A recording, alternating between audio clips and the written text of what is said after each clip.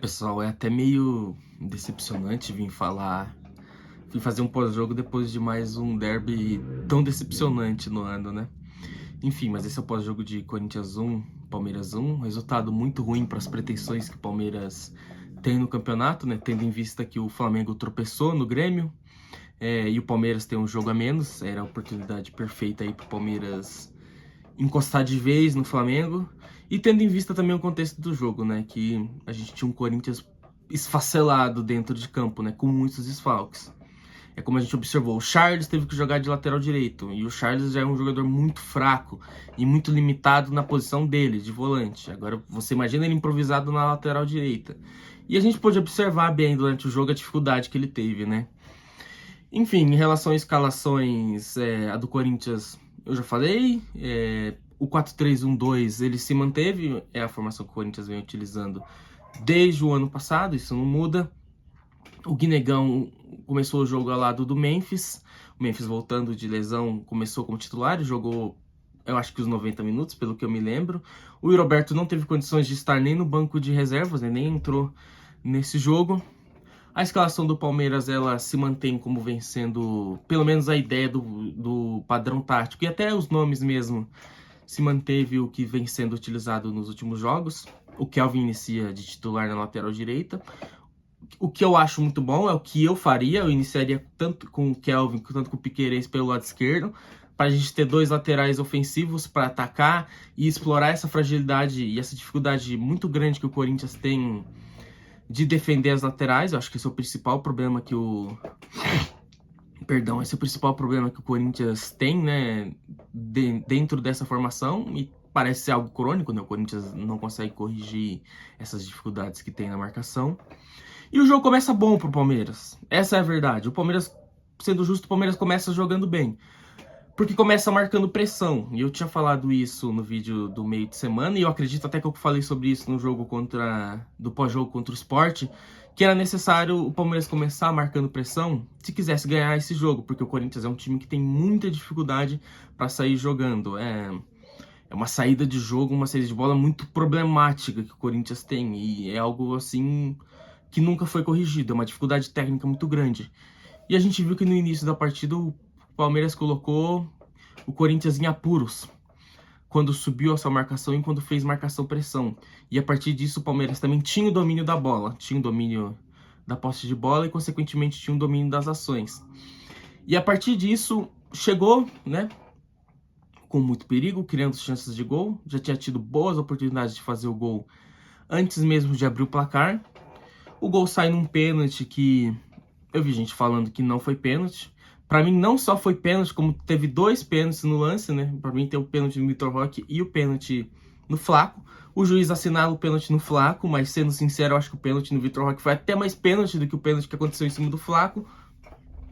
O Vitor Roque bate muito bem, uma cobrança assim excelente, mostrando a confirmação dessa nova fase do jogador, que passa muito pela mudança de formação, mas passa também por uma evolução dele na parte mental mesmo, na parte psicológica, na parte de confiança. Ele se mostra muito mais confiante dentro da partida e o jogo dele melhora muito. E eu acho que basicamente a fase de empolgação do Palmeiras no jogo acaba aí, porque após o gol eu acho que o Palmeiras ele faz uma coisa que acontece muito e que eu acho muito errada, que é abrir mão de jogar, praticamente. Dar a bola pro adversário e se fechar.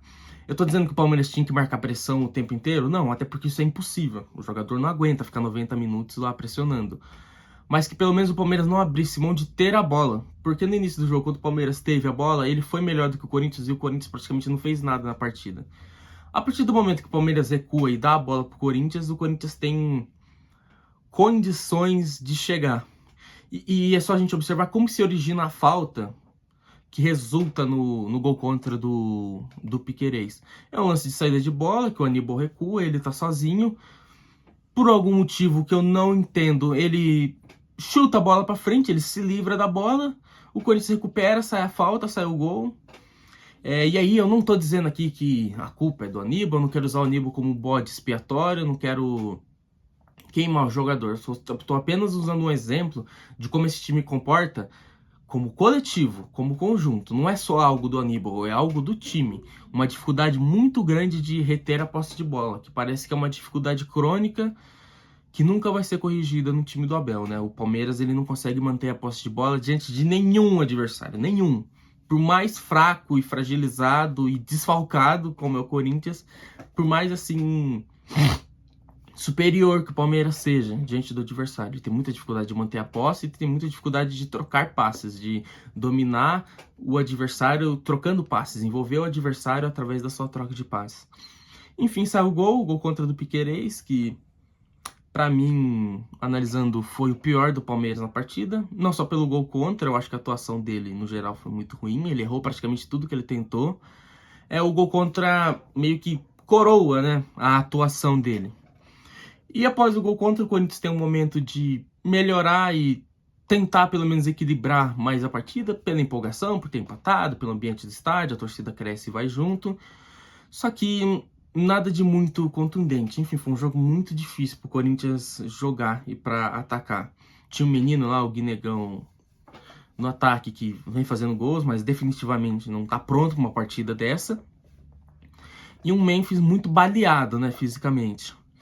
E até nos minutos finais, acho que o Palmeiras consegue retomar o controle dentro do primeiro tempo, volta a chegar bem de novo, com boas chances, com boa oportunidade, exigindo defesas do Hugo, por mais que não tenham sido defesas difíceis. Mas enfim, o primeiro tempo termina assim, e a minha análise logo após o fim do primeiro tempo foi, pô, beleza, a gente empatou, o jeito que empatou é ruim, né? Porque o Palmeiras estava melhor e tomou um gol numa jogada muito boba de bola parada, um gol contra. Mas quando a gente olhava, porque tinha sido a partida, e quando a gente olhava para as estatísticas, que o Palmeiras tinha tido 6 chutes no gol e o Corinthians nenhum, 9-3 em finalizações, posse de bola estava igual, mas enfim, em chances, em contundência dentro da partida, o Palmeiras estava bem superior. Eu pensei o seguinte, cara, só manter o que foi feito no primeiro tempo, na segunda etapa, que a gente tem tudo para vencer. Só que daí a gente lembra que o nosso treinador, e eu tô colocando entre aspas, porque já faz um bom tempo que ele não é treinador, né, que ele é tudo, ele é um palestrante, ele é um coach, né, que quando o time dele mete 3-0 no lanterna do campeonato dentro de casa, ele vai pra coletiva, dá o showzinho dele, e falar isso, e falar aquilo, porque a gente sabe, né? Ele é coach, ele não é mais treinador. Ele é coach, né? É o Pablo Marçal de Penafiel. O que ele faz no segundo tempo? Ele faz com que o Palmeiras abra mão completamente de jogar o jogo. O Palmeiras não volta marcando pressão, não volta impondo o seu ritmo ao Corinthians. O Corinthians passa a equilibrar o jogo, passa a ganhar campo, passa a jogar mais no campo de ataque e fazer um jogo mais confortável. E aí tem um movimento no segundo tempo que pra mim é absurdo, é injustificável, porque ele recuando o Aníbal Moreno na saída de bola, naturalmente vai ter um homem a menos, né, no meio de campo. Então ele precisa do apoio dos seus 2 meias que jogam abertos, o Maurício e o Felipe Anderson, né, que eles centralizem. Só que eles ficam longe do jogo, eles ficam abertos, como se eles fossem pontas isoladas. Porque daí, diante do Universitário, esses jogadores centralizam. Diante do Sport, dentro de casa, esses jogadores centralizam. Agora, no clássico contra o Corinthians, esses jogadores eles não podem centralizar. Eles não podem se aproximar do jogo e ter liberdade para jogar. Por quê? Porque hoje o treinador do Palmeiras é um covarde. É isso que eu posso dizer dele hoje. Ele é um covarde. Ele tem medo de jogar um jogo grande. Ele tem medo de jogar um clássico. E ele passa isso para os jogadores dele, que entram em campo já com medo de perder o jogo. É um covarde, é uma covardia, é um jogo de time pequeno. E aí o Palmeiras fica com o meio campo completamente esvaziado. E quem que é o grande, ou melhor, única cabeça pensante do meio campo para organizar o jogo? O Lucas Evangelista. É o Lucas Evangelista. E o que eu vou falar do Lucas Evangelista? Eu nem vou ficar comentando sobre o jogador, porque pode parecer algo pessoal. Eu não tô afim aqui de ficar queimando o jogador. Mas, assim, é óbvio que vai dar errado. É óbvio. É um jogador que não tem a menor condição de jogar titular no Palmeiras. É um jogador que nem deveria ter vindo, pra falar bem a verdade, né? Porque se você tem o Alan, você não precisa ter o Lucas Evangelista. E aí, pra mim, é injustificável o Alan ter perdido o lugar no time titular depois do grande Mundial de Clubes que ele fez. Ele jogou muito bem em todas as posições que o Abel colocou ele pra jogar. E ele já vinha jogando bem antes até mesmo do Mundial. Eu acho que no Mundial, talvez ele tenha sido o melhor jogador do Palmeiras depois do Richard Rios. E de maneira inexplicável, ele perde a posição. Por quê? Porque ele é jovem? Porque ele vai variar muito o jogo dele? Me diga se vocês veem alguma regularidade no jogo do Lucas Evangelista. Enfim, o Palmeiras, ele perde meio campo, ele abre mão de jogar. E aí vem o momento do nosso inventor da bola, o nosso criador do futebol, porque, como a gente bem sabe, ele trouxe a bola para o Brasil junto com o Charles Miller, né? Ele apresentou, ele descobriu o Brasil. Não existia Palmeiras, não existia futebol no Brasil antes do Abel Ferreira chegar, né? Obrigado, senhor Abel Ferreira, por inventar o futebol brasileiro. É o nosso descobridor, né? O Pedro Álvares Pardal, como o pessoal no Twitter gosta de dizer. Ele simplesmente... O time já estava sem meio campo. O que ele faz? Ele tira os dois meias. Ele tira o Maurício para colocar o Facundo. E ele tira o Felipe Anderson para colocar o Sosa. E aí, o que eu vou falar do Facundo Torres e do Sosa? Tem até esse lance do Facundo que tá viralizado aí, né? Num contra-ataque em que ele faz uma movimentação completamente ridícula, né? É uma piada um jogador profissional ter uma leitura de jogo dessa para atacar o espaço. Mas o que eu vou falar do Facundo e do Sosa, que juntos custaram 150 milhões de reais? É um desperdício. É um absurdo o Palmeiras gastar tanto dinheiro nesses dois atletas. É um absurdo um time que tem o Riquelme Felipe no sub-20 contratar o Sosa e contratar o Facundo. Aonde que tá a valorização do projeto de categoria de base do Palmeiras? Onde que tá? O Palmeiras que tem o Alan na base não precisa contratar o Lucas Evangelista. O Palmeiras que tem o Naves na base, chutado, completamente desvalorizado, deram um chute, chutaram ele pro futebol português. O Palmeiras que tem um jogador como esse não precisa contratar essa aberração que é o Mikael. Que não conheço como pessoa, não sei, pode ser um ser humano maravilhoso, mas como jogador, como zagueiro é uma aberração. Então onde que entra a valorização da categoria de base? Jefité é jogador pro Palmeiras? Vale a pena gastar dinheiro em Jefité? Se for para contratar o Jefité, usa o Arthur do Sub-20 ou mantém o Vanderlan. Então eu quero saber onde que está a coerência nessas contratações. Aonde que o trabalho do JP Sampaio com as categorias de base, um trabalho excelente, dos melhores do mundo, aonde que esse trabalho está sendo valorizado? Quando a gente tem que ver que as nossas soluções para entrar no segundo tempo é o Sosa e o Facundo Torres. E o Palmeiras fica sem meio campo, os dois atacantes ficam isolados do jogo no segundo tempo. Tanto o Flaco Lopes quanto o Vitor Roque somem da partida, porque além do Palmeiras abrir mão de atacar e abrir mão de jogar, eles não têm aproximação, eles não têm suporte para que eles joguem, então os dois ficam ali. Você tem uma dupla de ataque que não conversa com o restante do time, que não conversa entre si, e o jogo do Palmeiras acaba. O jogo do Palmeiras morre no segundo tempo. Tudo que estava sendo bem feito na primeira etapa é completamente sabotado no segundo tempo. E aí eu não entendo por que o Abel, ele tem uma característica muito forte, né? Que é fazer contraponto à sua própria ideia. Mas não a ideia ruim, a ideia boa. Porque quando ele tem uma ideia ruim, ele insiste em cima dela. Todo mundo tá vendo que não tá dando certo a dobra de lateral. O que ele faz? Ele insiste na dobra de lateral. Mas agora, quando o Palmeiras faz alguma coisa certa, ele muda. Porque tudo que tinha sido feito de bom no primeiro tempo não foi feito na segunda etapa. O que ele quer? Ele quer perder o jogo? Ele não quer ganhar? Ele não gosta de ganhar o derby. Ele acha que tá bom ser humilhado e feito de chacota em todo jogo contra o Corinthians. 7 jogos, os últimos 8 jogos. Vou incluir nessa conta o último jogo do ano passado. Nos últimos 8 jogos contra o Corinthians, 4 derrotas, 3 empates e 1 vitória. Tá bom pra vocês? Será que pra ele tá bom? Porque pra mim não tá. Pra mim não tá bom ver o meu time com a estrutura e com o investimento que tem perder tanto e ter tanta dificuldade contra uma equipe que, se fosse uma empresa, já teria falido. Se o Corinthians fosse uma empresa comum, já teria falido. E aí, é aceitável isso? É aceitável que o Palmeiras continue tendo tanta dificuldade? E pro jogo contra o River Plate, vocês sentem confiança? Porque esse time não consegue jogar contra o Corinthians, vai jogar contra o River. E não é nem porque o River é grande coisa. Talvez futebol por futebol o Palmeiras até passe. Mas você vê esse time com condições psicológicas de ir lá contra o River, no Monumental, 80 mil pessoas, e fazer o resultado, e depois confirmar o resultado dentro de casa, porque nem a parte psicológica mais esse time do Palmeiras tem. Fala que o Abel é o coach, né? O Pablo Marçal de Penafiel, porque treinador ele já não é há muito tempo. Mas parece que nem coach ele consegue ser mais. Nem isso ele tem capacidade de ser mais, porque o time do Palmeiras é um time perdido mentalmente. É um time fraquinho. Os jogadores não conseguem reagir a nada. Não consegue jogar contra esse Corinthians. Vai jogar contra o River? Com esse futebol? Eu falo que eu não tenho expectativa nenhuma do Palmeiras ganhar nada esse ano. E de não ganhar nada enquanto o Abel Ferreira estiver lá. Se você do outro lado pensa diferente, se você ainda acredita, se você tem esperança, beleza, é um direito seu de pensar também. Não sou dono da verdade, não acho que o meu pensamento tem que ser levado em consideração absoluta. Mas eu não tenho esperança.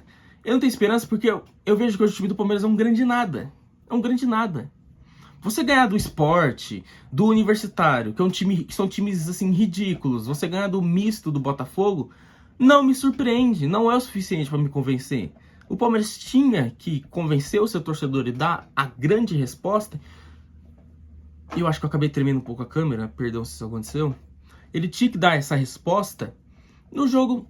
Fiz de novo, tô até nervoso. E o jogo foi ontem. Imagina se tivesse gravado pós-jogo ontem, um absurdo que teria sido, as coisas que eu teria falado diante da câmera.